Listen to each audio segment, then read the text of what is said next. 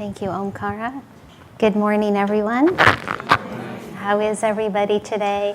Awake and ready. Yay. Thank you all for coming today. I know it's a glorious day out there today.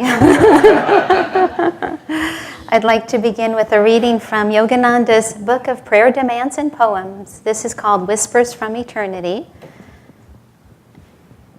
And as we heard, our topic today is Many are the pathways to truth. And this is a wonderful prayer called Demand to Travel by the One Highway of Realization. Our one Father, we are traveling by many true paths toward thy one abode of light. Show us the one highway of common realization where all bypaths of theological beliefs meet. Make us feel that the diverse religions are branches of thy one tree of truth.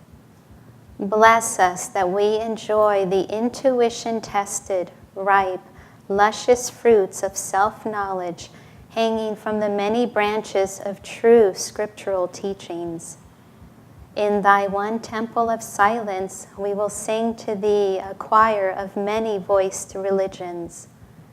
Teach us to chant in harmony with thy love's manifold expressions, that our chorus of souls rouse thee to break thy vow of cosmic silence and lift us onto thy lap of universal, immortal understanding.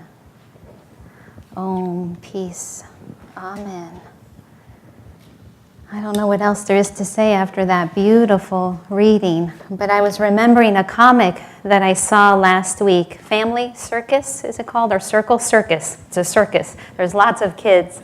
And the family, you could tell they were leaving a church service, and there's 3 little ones, and mom and dad were following them with a baby in their arms, and the little boy was in the front, and he shakes the pastor's hands, and he says, "Thank you, that was a very good talk, but it would have been a lot better if you had a joke." I realize I don't have a joke this morning. Our topic this morning reminded me of the story of the man who had 6 blind sons, and he had an elephant, and he asked each one of them to wash the elephant. And then he asked them each to tell of their experience of washing the elephant. And so the first one said, "Oh, the elephant is like 4 large pillars." Well, obviously he had been washing the trunks of an elephant. And then the second one said, "Oh no, you are wrong. The elephant is like a string from heaven." He had been washing the nice long tail. And another one said, "No, no, no. The elephant is like a giant rope, a thick rope." He had been washing what? His trunk. And then another one said in a very argumentative voice, "You're all wrong. The elephant is like a breathing wall." And he had been washing the sides of the elephant. And then the last one said, "You're all wrong." He must have come from my family, Italian. "You're all wrong. The elephant is like 2 large fans." He had been washing his ears. And so we can see by this story, it so beautifully illustrates how we can get into trouble. And we forget to look beneath and go underneath the surface. And when we stay on the surface, we can see those differences. And that's what this reading is reminding us today. Go beneath the surface, go below, go and find that unity that you can find in all religions. And it's really fun how right in the autobiography of a yogi, Yogananda's book, right in the beginning, Yogananda is looking for his guru, and he takes us on a journey. We go on pilgrimage with him. It's a wonderful book. You don't have to leave your room. You can pick up that book and you journey with him, and he talks about all the saints that he meets. He meets a saint that can produce perfume. He meets a saint that's really good with animals. He meets self-realized masters. And then he meets his guru, Sri Yukteswar, which is right here. So this is Yogananda on the right, and then he meets Sri Yukteswar just to the left. He found his guru, but then after meeting him, it was hard. It's not easy. You may think you find your guru and then the rose petals scatter. I see rose petals here waiting for them. And the guru says, "Come, I will, show you the way," which they say that. But also the tests then come, and it's not easy. And his guru, Sri Yukteswar, wanted Yogananda to go back to school. And as we read in the autobiography of a yogi, Yogananda didn't want to go back to school. He wanted to be with his guru. So he He didn't like that. But then we read a little bit later on in the book, Yogananda still has this desire to visit saints. And he wanted to meet the sleepless saint, Ram Gopal. And he is traveling around the Himalayas, which are the mountains of India. And he's traveling looking for a saint. And he's in a bit of a huff, or that's the way I interpret it. And he's hurried. And he's rushing into these temples. And he's not really paying proper respects to the imagery in the temples. And one thing I remember when I was in India, what really struck me when I was on pilgrimage, everybody stops to pay their respects. It's just really, it's a beautiful thing. We were on a tour, and when our bus driver would stop this big bus with 30 people, it seemed like every 10 minutes. And he would stop, and he'd run out the bus, and we're like, where did he go? And then you'd see him kneeling down by a little roadside altar saying his prayers. It was just so precious. It was such a wonderful reminder to stop and pause and remember God, remember the Spirit in all of us. It was very odd to come back and see everybody running around here back in America rushing. But the story goes on, and Yogananda is just very agitated. He can't find Ram Gopal. And then accidentally he bumps into him, right? For those of you who have read the story, bumps into him like on the street. And Ram Gopal says, it's me. And he says, you ignored. When you went into these temples, you ignored the symbols and things like that. And he says, I'm right here. But he says, you found your guru. Your guru is your cave. Go back to your guru. And so, like us too, we find our path, right? But then we leave because we think we'll find something else. And this is a beautiful reminder. Once we find our path, many are the pathways to truth. To come back to the guru, come back. But it's not going to be easy. Many of you know I grew up back east, and from the moment I was born, I knew I was going to leave the East Coast. I don't know why. And I remember when I made that gesture to move to California, it seemed like my friends were disowning me. But why are you leaving New York? What else is there? Where are you going to find a good bagel? And they're right about that. I didn't know better. I was young. It's so hard because it was so different from what my friends were used to. And then once they found out I joined Ananda, that was even more bizarre. It was hard for them to accept that. And that's why then these affirmations every week fit so beautifully with our topic. Affirmation of what? Self-confidence in my inner self. How do we know? How do we build that self-confidence? Again, it comes from that time in meditation. The more we can spend time in silence, the more we see that there's that underlying unity. We talk a lot about Frank Laubach, who was a Christian mystic. And in the early 1900s, he was doing missionary work in the Philippines. And many of us know this story, but the beautiful part of this story is when he's on a boat. And there he is. There's another boat coming by him with a priest in it, and they're saying prayers, and they yell over to Frank Laubach, say prayers with us. And he says, sure, I'll say prayers with you. And then they yell, are you Islam? And he said, no. And he said, I am a friend of Islam.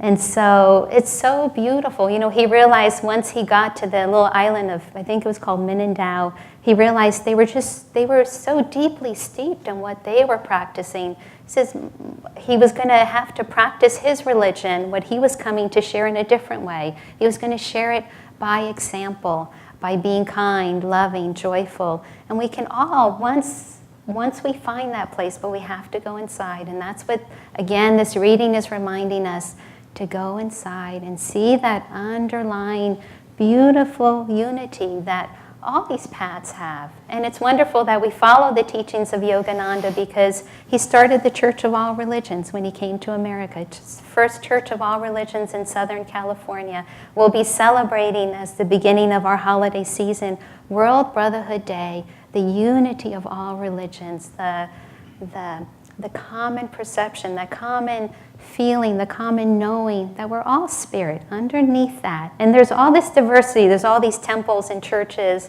so that we can have that diversity, so we can find the different pathway. What's our pathway into knowing spirit? And even if we have the same guru or follow the same teachings, everybody's pathway is going to look different. And that's the beautiful thing. That's why we talk about self-realization with that capital S. Self-realization. It's my realization. It's not Lorna's, it's not Gyan Devi's or Bill's, it's mine, and it's each one of us. And so we have the blessing to have these teachings here to offer support, to offer that guidance for us to experience that. I'm going to and give Daiva an opportunity to share because we have a special event that we'll be sharing here during our Sunday service. God bless you all.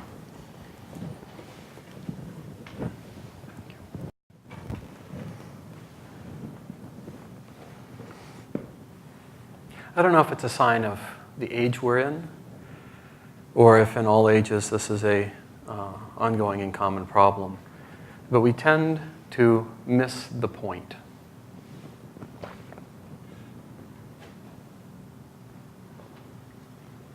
And it's nowhere more poignant than on the spiritual path. Think about the life of Christ. He came into a very, very dark time. It must have been extraordinarily difficult and painful. The culture was oppressed. The Jewish culture was oppressed by Romans who had nothing but self-interest in mind. They were looking for freedom. They were looking for liberation from that oppression. And he came, and he showed up, and his message was what they were looking for, true. You know, he talked about liberation, he talked about freedom, he talked about throwing off the shackles of oppression. But he did remarkable things. He walked along, and people were touched by his robe and healed. They were in his presence, and they felt oddly transformed. Think about somebody walking through a village or through the countryside with so much of something that was not, I mean, you couldn't look at his complexion, his hair, his shape, his body, there was nothing obvious about him that was remarkable, but there was something intangible that was remarkable, so much so that people whose livelihood and their survival depended upon daily application of effort to the fields, to toil, simply dropped what they had and what they were doing to be around him. They felt so much upliftment. Swami Kriyananda, the founder of Ananda and direct disciple of Paramahansa Yogananda, has talked repeatedly, people follow joy. People follow joy. That's what we want. That's what we're seeking. And he radiated so much wholeness and so much joy that people would simply drop whatever was compelling their lives and just go and be with him and listen. And the throng started gathering around him. And what was his message? Love each other. Trust in God. Listen from inside. Have faith that God will take care of you. But do it sincerely. Really do it. Do these things. Don't just give lip service to them. Don't do them just on Sundays. Live them. He said, why do you say, Lord, Lord, and do not the things I say? Somehow, from that point, people took the message. I mean, it was Kali Yuga. It was the depths of Kali Yuga. So even though they felt the possibility, they didn't have the capacity to respond, and so their native response was to stick him up on a cross and poke him full of holes, right? And kill him off. That's what ignorance does when light comes. It pushes it away. It crucifies it. But somewhere from his message, people adopted it. Once he was out of the way, it was more convenient because then you could put the words to it. You could know there was something there, but then you make it in your own style. But they missed this point so much so that the Salem witch trials, the Inquisition, the Crusades all came in the name of this man who preached brotherly love. And we can look back on it and think about that contrast and even smile a little bit, but we do it even here and even now. Yogananda came, this line of masters, they came for one reason. They came in response to our yearning for love, our yearning for wholeness. That's it. They didn't come here for a cup of coffee. They didn't come here for traveling the world. The riches of the presence of God are so much beyond what we can imagine from a worldly perspective. And they came to simply help us understand what's enduring, what's lasting, what's true, and then how to find it.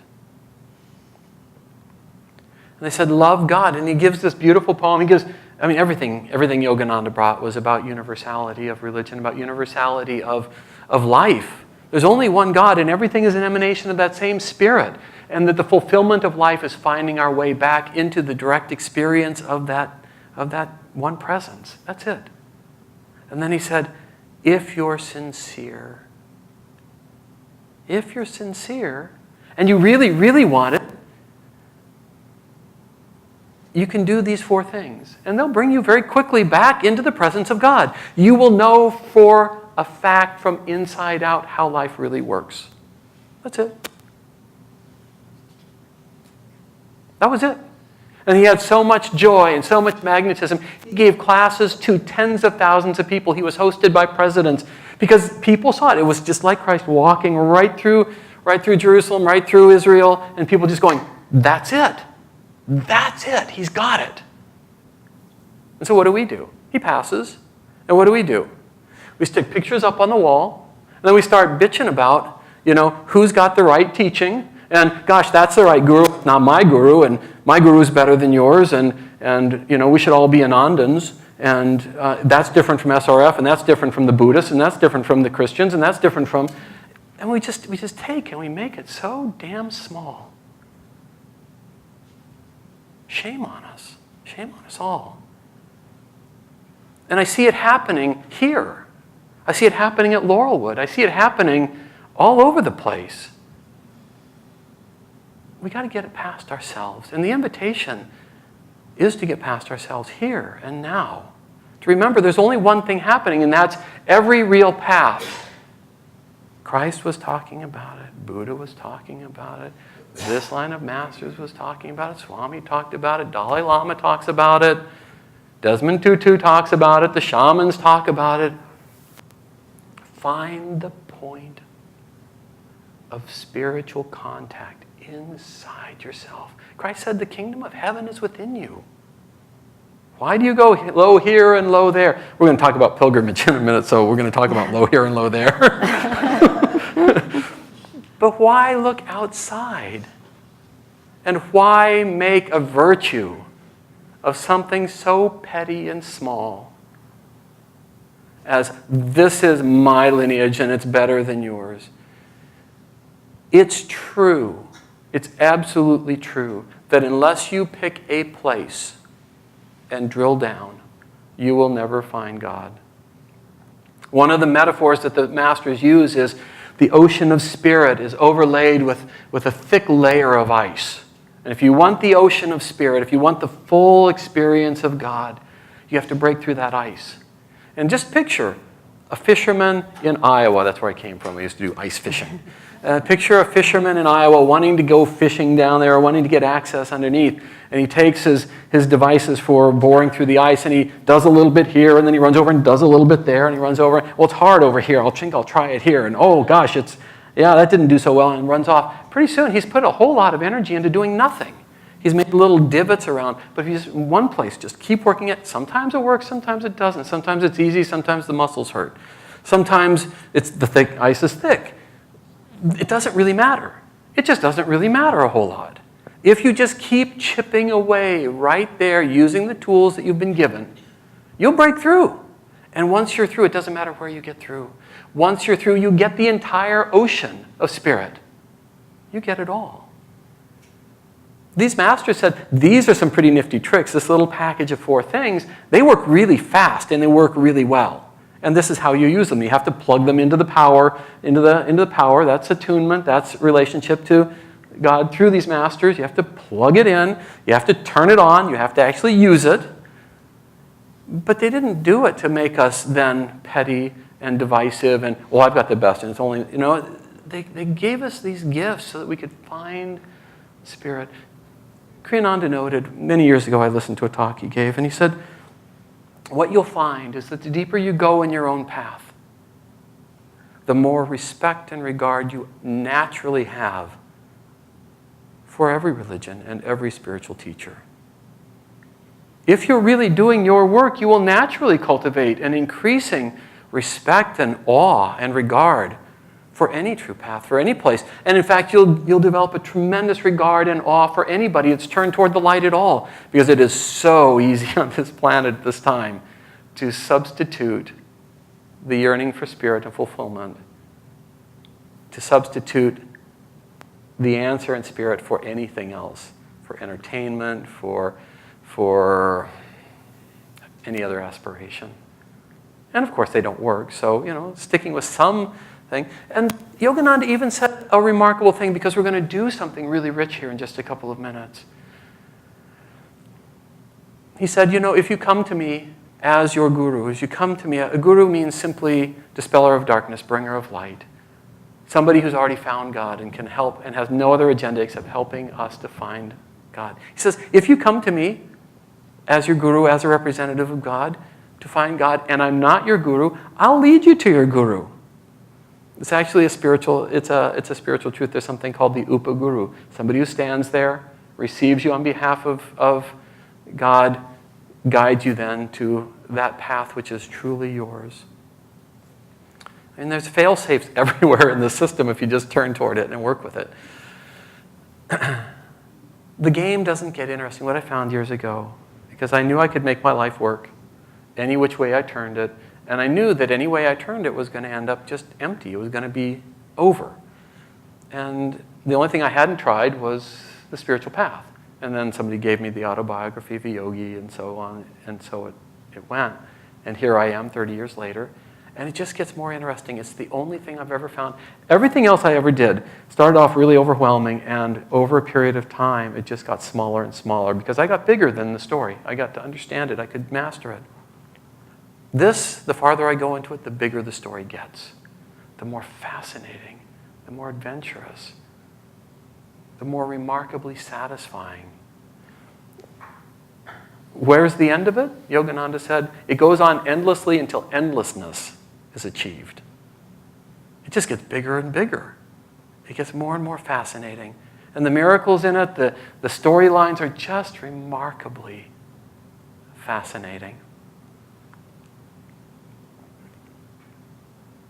It takes St. Teresa of Avila. She noted, she created the Carmelite order, and was responsible for bringing many, many people, helping many people find God in the stillness. She said, there is no human endeavor that takes more courage than coming on the spiritual path. Everything else looks like it's going to work, and then eventually doesn't, sooner or later. Coming on the spiritual path, turning life over to God, having the confidence that God will lead you, always looks like it's a fool's errand. What are you hanging on to? Can't see it, can't smell it, can't taste it, can't feel it. There's nothing there, no tangent, no point of traction outwardly that you can point at and say, this is how it works, this is what it is. But if you do it, it's the only thing that ever really works. It's the only thing that lasts. Every single person who yearns for fulfillment will, at some time or another, realize that you can choose the world or you can choose that which created the world, that which is behind the illusion. And in choosing that, you realize very quickly that you need somebody who knows the lay of the land to guide you step by step along the way. And that's what the masters come for. They come, they say, we have found God. We know not only what it is and that it's worthwhile. Swami tells the joke, he says, there's never been a saint, somebody who turned toward God, found God, and then said, damn, I should have been a plumber. There's nobody who's ever come back and said, I should have done something else. And it's extremely inconvenient. Somebody asked Swami Kriyananda what it was like living with the spiritual master at the Yogananda, and he had a one-word answer. He said it was inconvenient. Because We think we know what it's supposed to look like. We are so convinced that we know what it's supposed to feel like and what it's supposed to look like. And anytime our path our life gets different than that, we think it's broken somehow. But not necessarily. One saint even said, I can no longer tell the difference between a system that is growing and developing and one that's disintegrating. Because so often we have to undo the things that are meaningful to us before something else can be born. So our lives can look like hell going into the path or going into the next stage of our path. And we can feel like it's completely broken when what's actually happening is all of the barriers to the fulfillment we seek are being dismantled so that we can have the kind of relationship to life and to ourselves and the kind of fulfillments we've always wanted.